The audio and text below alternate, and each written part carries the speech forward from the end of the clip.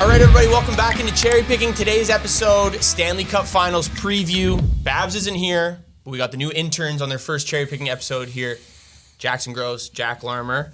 See how they do with hockey. They're baseball guys. I know hockey runs in the family for you, Larmer, a little bit, but definitely more knowledgeable than I would say a lot of other people in the office about hockey. And we have a Stanley Cup Finals rematch.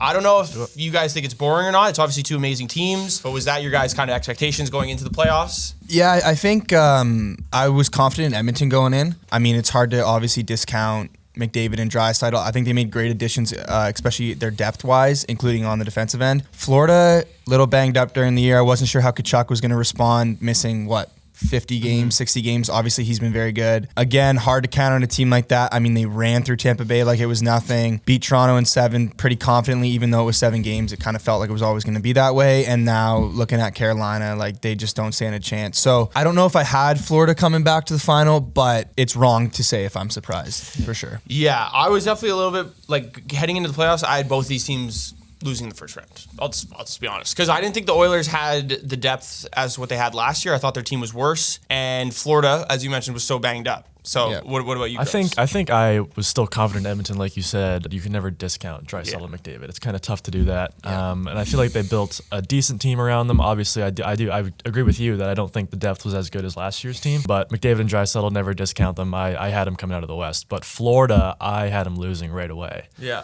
And I did not think that they were going to be as good as they were last year. Obviously, Tkachuk, 4 Nations, didn't play half the year, it felt like. Yeah. So Florida, I was really down on Florida. But then again, I don't know why I discounted Bobrovsky as doing what he does, always keeping his team in games. Yeah. Almost below a 2 goals against all postseason. So I think I was down on Florida, but again, I'm not surprised that they're here. Yeah. That's a good way to put it. I feel like it doesn't happen, or it's happened a lot more recently because you've seen these teams from the South kind of manipulate the salary cap. Like we've seen a lot of similar teams now over the last 4 or 5 years, but it doesn't happen often where you see a team lose in the Stanley Cup or 2 teams play each other back-to-back years in the Stanley Cup Final. So I think that's definitely an interesting thing to kind of point out. I think one thing to note too, with Connor McDavid's superstar status, Wayne Gretzky lost his first Stanley Cup in 1983 against the Islanders. Yep. Won it the next year against the Islanders in 1984. Sidney Crosby did the pretty much exact same thing. Lost in 08 to the Red Wings. And then won in 09. Yep. McDavid has the opportunity to do the exact same thing, literally lose to the same team, and then the next year beat the same team. So at this point, would you guys say that you would align on that side, that Edmonton's going to be Florida, or is Florida going to be Edmonton? Would you align with history, or do you think Florida's a better team? I'm going to go with Edmonton, and reasons more so than not solely because of how the role players have played this playoffs. I think when they're not relying as much on the 2 big guys and you're kind of shutting out that line, especially when you match lines the way Florida does, you get McDavid and Draisaitl going against Barkov or Reinhart or whoever it may be. Those guys may cancel each other out, and if Edmonton's depth can prevail over Florida's depth, then all of a sudden the series is shift, and you don't. If McDavid and Draisaitl cash in 1 or 2 points each a night, it's going to be a tough world to see where they don't come out. I'm always going to support Edmonton's way of transition game. Nobody can really hang with them. Sure, you have to give up some to get something, but with the way Stuart Skinner's been playing and the way their defense has really stepped up, it's hard for me not to see Edmonton winning. Again, you want to align it with history. The Islanders in the 80s were the best team. Yep. If you want to, sure, Edmonton was good later on, but early 90s, nobody was beating those the Islander teams. Same with the Wings in the 2000s. Yeah. I mean, those teams were stupid good. You had monster teams coming out of their side that they would just run through, and obviously Pittsburgh prevailed. So I'm going to stick with history here. I'm going with the Oilers for sure. I think one thing too that's interesting, looking at the odds going into this series compared to last year. Last year, Florida was the clear favorite. They're minus 140, minus 150. This year, it's split right down the middle. So odds makers certainly are giving Edmonton a little bit more credit. Gross, you kind of talked about how the depth last year might have been better, but it seems like the depth players who were shit in the regular season are playing a lot better in the playoffs now. So, are you leaning towards more Edmonton, or are you sticking with Florida? I guess I'm going to contradict myself because it feels like I go against Florida every time. I always pick against them. Last year I was against them. That Vegas year when they lost to Vegas in the finals, I had them losing to Boston in the first round. Obviously, they ended up upsetting them. So I'm gonna go with Florida because I feel like I discount them every time in every series. I had them losing to Toronto, especially after they went down 2-0, and they stormed back and they mopped the floor with them in Game 5 and destroy them in Game 7. And they just look so confident right now. I just don't. I mean, they're in the room. You can see Marchand eating a blizzard in the room in between periods. They're very comfortable. They're so comfortable. They're so confident. They've been here so much. Depth guys they picked up like Marchand he's been here a million times. Yeah. He's a winner. I think Florida's just full of winners now. They've been here back-to-back years. They're going to be so confident going in, and I think there's a lot of pressure on the McDavid and Draisaitls to get this done. Because it's kind of coming to the tail end of McDavid's contract years. Obviously, Florida has the ability to repeat as champions, be the fifth individual team to do it since the 1990s. The Penguins have done it twice since then. Obviously, Tampa did it most recently, and then Detroit did it in the late 90s as well. So I think at this point, I could see arguments for both sides, but if I had to pick one right now, I'd have to go with the Florida Panthers because we haven't talked about goaltending. Yeah.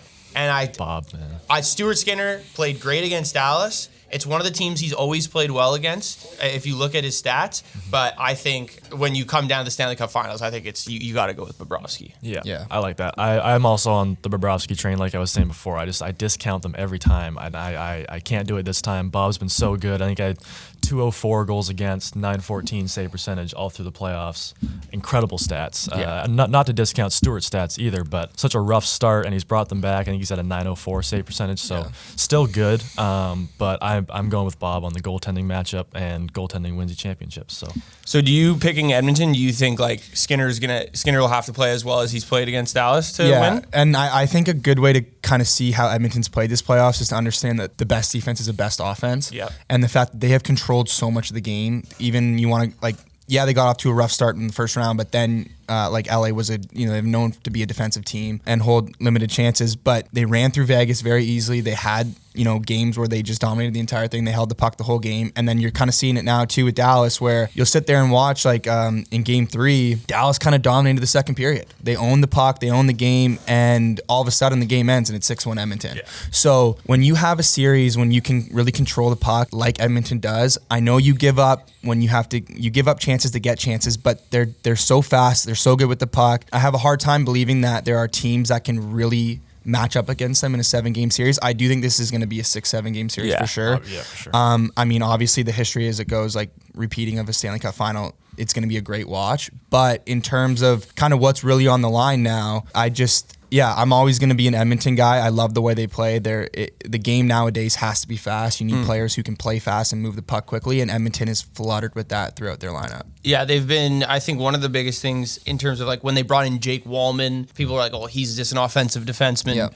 But, the Oilers GM and management was talking about how they just want mobile defensemen. Yeah. You don't want guys who could keep up with how the pace of the offense is moving, which is huge. And you've seen that, work really well. And they haven't had Ekholm all series either, or all of the series throughout Dallas and pretty much the entirety of the playoffs too. So that's a huge compliment to how Edmonton has put emphasis on defense, which is huge. Looking at last year, one huge player for Florida was Evan Rodriguez, and I think one of the reasons why they won the Stanley Cup Finals against Edmonton. Do you guys have an unsung hero that you're picking that could maybe propel the team to winning?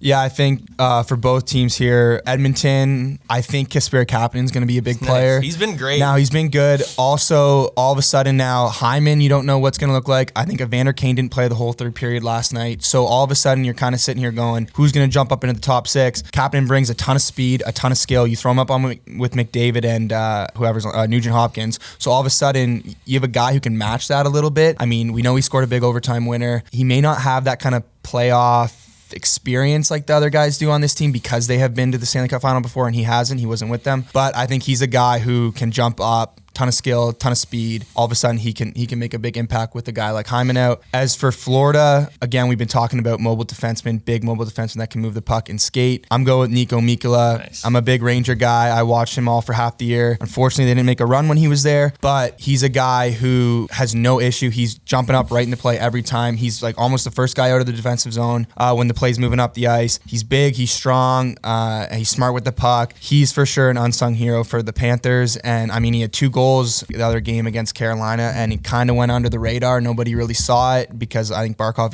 had two as well. So he's my guy for the Panthers. Big Nico Mikkola guy. Yeah. Rangers didn't see it either. He flew under the radar for the Rangers. Yes. Yeah. Condre Miller or Nico Mikkola? Who's better?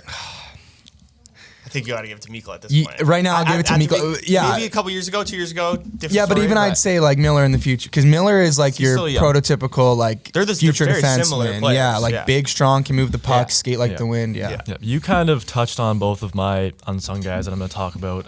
Jake Wallman right away, 15 minutes a game, plus 13, I think it was. Yeah. So as you're saying, a mobile defenseman guy, but still plus 13. He's playing well as a defensive end.